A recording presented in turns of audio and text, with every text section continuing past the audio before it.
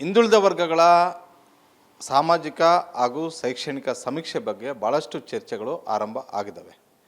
ಈ ಹಿಂದೆ ಸಿದ್ದರಾಮಯ್ಯ ಅವರೇ ಮುಖ್ಯಮಂತ್ರಿ ಆದಾಗ ಈ ಜವಾಬ್ದಾರಿಯನ್ನು ಅಂದು ಕಾಂತರಾಜ್ ಅವರಿಗೆ ಕೊಟ್ಟಿದ್ದರು, ಹಿಂದುಳಿದ ವರ್ಗಗಳ ಆಯೋಗದ ಅಧ್ಯಕ್ಷರಾಗಿದ್ದರು.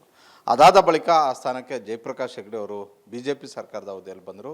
ಅವರು ಕೂಡ ಆ ಕೆಲಸವನ್ನು ಮುಂದುವರಿಸಿ ಬಹುತೇಕ BJP ಸರ್ಕಾರದಲ್ಲಿಯೇ ಆ ವರದಿ ಕೂಡ ಕಂಪ್ಲೀಟ್ ಆಗಿತ್ತು. ಆದರೆ ಸಿದ್ದರಾಮಯ್ಯ ಅವರು ಬಂದ ಬಳಿಕ ಆ ರಿಪೋರ್ಟನ್ನು ತೆಗೆದುಕೊಳ್ಳುವಂತಹ ಒಂದು ಕೆಲಸ ಸಿದ್ದರಾಮಯ್ಯ ಅವರು ಮಾಡಿದ್ರು. ಸ್ವತಃ ಜಯಪ್ರಕಾಶ್ ಹೆಗ್ಡೆ ಅವರು ನಮ್ಮ ಜೊತೆ ಇದ್ದಾರೆ. ಒಂದಷ್ಟು ಪ್ರಶ್ನೆಗಳು ಇರೋದ್ರಿಂದ, ಒಂದಷ್ಟು ಚರ್ಚೆಗಳು ಆಗ್ತಿರೋದ್ರಿಂದ ನೇರವಾಗಿ ಜಯಪ್ರಕಾಶ್ ಹೆಗ್ಡೆ ಅವರನ್ನು ಹೇಳ್ತಾ ಇರುವಂಥ ಒಂದು ಕೆಲಸ ಕೆಲವೊಂದಷ್ಟು ಜನರು ಕೂಡ ಮಾಡ್ತಾ ಇರೋದ್ರಿಂದ ಸವಿಸ್ತಾರವಾಗಿ ಅವ್ರ ಜೊತೆ ಮಾತಾಡುವಂಥ ಒಂದು ಪ್ರಯತ್ನವನ್ನು ಮಾಡ್ತೀನಿ. ಸರ್ ನಮಸ್ತೆ.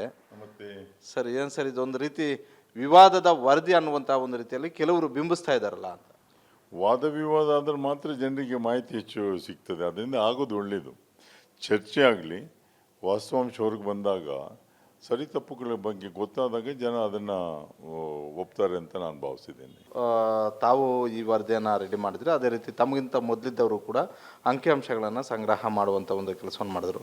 ಈಗ ಬಹುತೇಕ ಪ್ರಬಲ ಸಮುದಾಯದವರ ಒಂದು ವಾದ ಏನು ಅಂತ ಹೇಳಿದ್ರೆ, ನಮ್ಮ ಅಂಕಿಅಂಶಗಳ ಬಗ್ಗೆ ಭಾಳಷ್ಟು ನಮಗೆ ಡೌಟ್ ಇದೆ, ನಮ್ಮ ಅಂಕಿಅಂಶಗಳು ಇನ್ನೂ ಹೆಚ್ಚಿರಬೇಕಾಗಿತ್ತು, ನಮ್ಮ ಮನೆಗಳಿಗೆ ಬಂದಿಲ್ಲ, ಈ ರೀತಿಯಾದಂಥ ಒಂದು ಪ್ರಶ್ನೆಗಳು ಉದ್ಭವ ಆಗಿದ್ದಾವೆ. ಇದನ್ನು ಒಂದು ಫಾರ್ಮೆಟನ್ನು ಮಾಡಿದರು.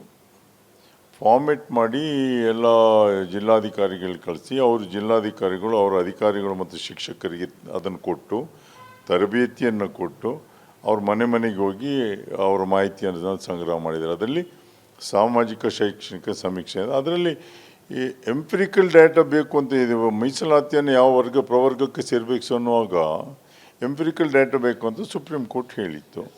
ಈ ಜಾತಿ ಗೊತ್ತಾಗದಿದ್ದರೆ ಡೇಟಾ ಸಿಗೋದಾಗೆ, ಅದರಿಂದ ಅದು ಒಂದು ಅಂಶ ಇತ್ತು. ಅದರಿಂದ ಇವೆಲ್ಲವೂ ಸಿಸ್ಟಮ್ಯಾಟಿಕ್ ಆಗಿ ಮಾಡಿದ್ದಾರೆ ಜಿಲ್ಲಾಧಿಕಾರಿಗಳ ನೇತೃತ್ವದಲ್ಲಿ. ಅದು ಸಂಗ್ರಹ ಮಾಡಿದ ಮೇಲೆ ಭಾರತ್ ಎಲೆಕ್ಟ್ರಾನಿಕ್ಸ್ನವರು ಕಂಪ್ಯೂಟರ್ಗೆ ಅಪ್ಲೋಡ್ ಮಾಡಿಬಿಟ್ಟು ಅವ್ರ ಹತ್ರ ಪಾಸ್ವರ್ಡ್ ಇರುವಂಥದ್ದು, ಬೇರೆ ಯಾರ ಹತ್ರ ಇಲ್ಲ. ಅದು ನಮಗೆ ವರದಿಯನ್ನು ಬರೆಯುವಾಗಲೂ ಅವರ ಸಹಾಯ ತಗೊಳ್ಬೇಕಾಯ್ತು, ಬಟ್ ನೇರವಾಗಿ ನಮಗೆ ಅದನ್ನು ಓಪನ್ ಮಾಡಲಿಕ್ಕೆ ಆಗಲಿಲ್ಲ. ಅದರಿಂದ ಈ ಒಂದು ಸಂಗ್ರಹ ಮಾಡಿದಂಥ ದತ್ತಾಂಶ ಏನಿದೆ ಅದು ನನ್ನ ಪ್ರಕಾರ ಸರಿ ಇದೆ. ಕೆಲವು ನ್ಯೂನತೆಗಳು ಇಲ್ಲ ಅಂತ ಇರ್ಬೋದು, ಇಲ್ಲದೆ ಇರ್ಬೋದು, ಅದು ಹೇಳಲಿಕ್ಕಾಗೋದಿಲ್ಲ. ಯಾಕಂದರೆ ಕೆಲವು ಮನೆಗೆ ಹೋದಾಗ ಆ ಮನೆಯವರು ಬೀಗ ಹಾಕಿರ್ಬೋದು, 2 ಸಲ ಹೋಗಿ ಬೀಗ ಹಾಕಿ ಅದರ ದತ್ತಾಂಶ ಸಿಕ್ಕಿರಲಿಕ್ಕಿಲ್ಲ. ಕೆಲವು ಮನೆಯಲ್ಲಿ ಅವರ ಮಕ್ಕಳು ಬೇರೆ ರಾಜ್ಯದಲ್ಲಿ ಕೆಲಸಕ್ಕೆ ಹೋಗಿರ್ಬೋದು, ಅದನ್ನು ಕೊಟ್ಟಿರಲಿಕ್ಕಿಲ್ಲ. ಅವ್ರ ಮನೆಯಲ್ಲಿ ಯಾರಿದ್ದಾರೆ ಅವ್ರದ್ದು ಮಾತ್ರ ಕೊಟ್ಟಿರ್ಬೋದು. ಮತ್ತು ಕೆಲವೊಂದು ಜಾತಿಗಳಲ್ಲಿ ಸರ್ಟಿಫಿಕೇಟಿಗೋಸ್ಕರ